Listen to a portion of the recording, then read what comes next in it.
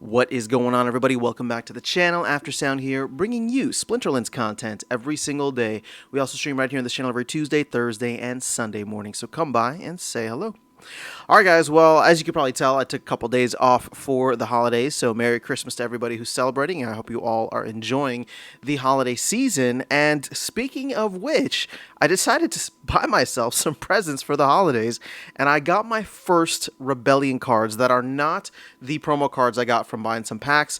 I did end up selling all of those packs just because, and now is the time where I was convinced enough to go and buy 2 cards, and I'm starting off real slow, but I'm going to get into each of them here. I bought 1 BCX of each. It cost me about $3 total. They're both rare cards, and you can see here that one is Moxy and Rebel and the other is Blackmore Nymph. Now, Moxy and Rebel, let's see, what's the price going for? I think this one was about like $250. Yeah, $258 is the estimated value. You can grab one for $258 right now.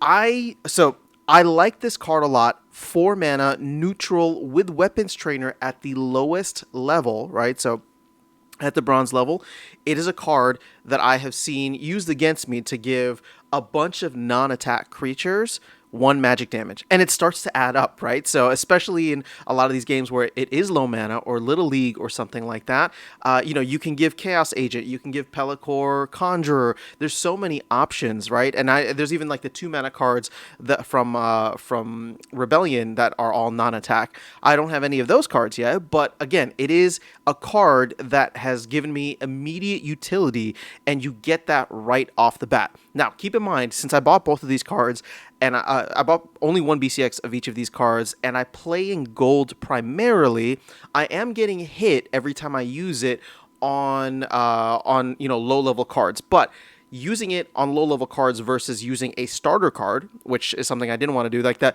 it's a much less of a reduction. So I figured, you know what, it's $3, or this one was $2.50, the other one's 50 cents. Why not just go for it? Let me grab a card. I'll probably end up using it. I have several times, and I've been using them in tournaments as well, where you don't have to worry about low level card things. But if it does end up being something of value, something that's interesting, then it can change some of those games for me, both in ranked as well as in tournaments or brawls. Now, the reason I don't feel the need to level this up, at least not right now, one, I still feel like Rebellion cards are at a premium, and you don't get much out of it, right? So if I were to get like 25 BCX, for example, or even just 14 BCX to get it to level 3, I would just be at 3 health, which doesn't really matter, because now with the change to weapons training, once they give the ability at the start of the game, that's it, right? They don't need to stay alive in order for the weapons trainees to keep the attack. So, with that being the case, it's just like, well, I just kind of throw it in there so that someone like a Grimbardoon Smith or a Chaos Agent or a Pelacor Conjurer can all have that attack for the rest of the game.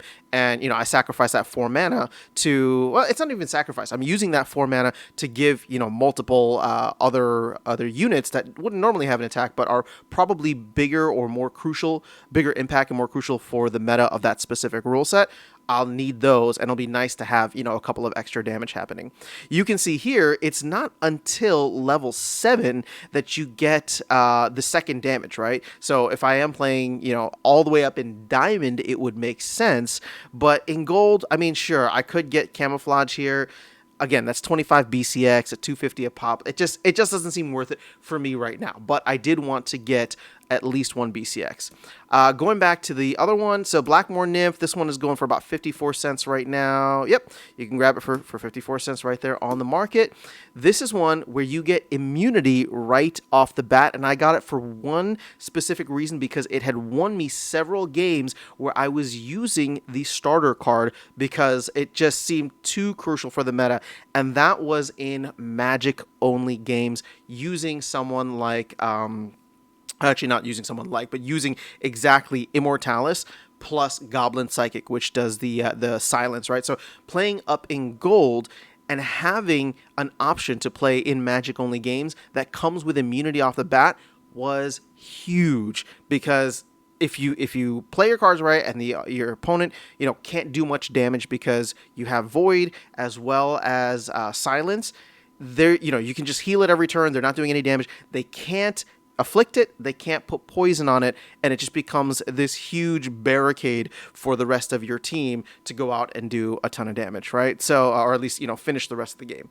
So this is another card, like I said, that won me games when I was using the starter card several times, and I just decided, you know what, having one BCX is going to be worthwhile. So, Merry Christmas to myself. I did buy 2 cards. I now own 2 cards within the Rebellion set, and I spent $3. I don't think it was, I don't think it's going to break the bank, but I think it will improve my overall experience having these options, even just at one BCX. So, over time, we'll see if I start to, get a little bit more competitive or feel like having higher level ones, higher level versions of these cards would be better, or more so, like if I'm getting beaten by higher level versions of the cards, well, then we'll take a look at it. But right now, Rebellion is still just a couple of weeks old, and I just want to take it a little easy and see where things go in the new year, with hopefully SPS going up in value if we continue to burn and utilize DEC at this rate.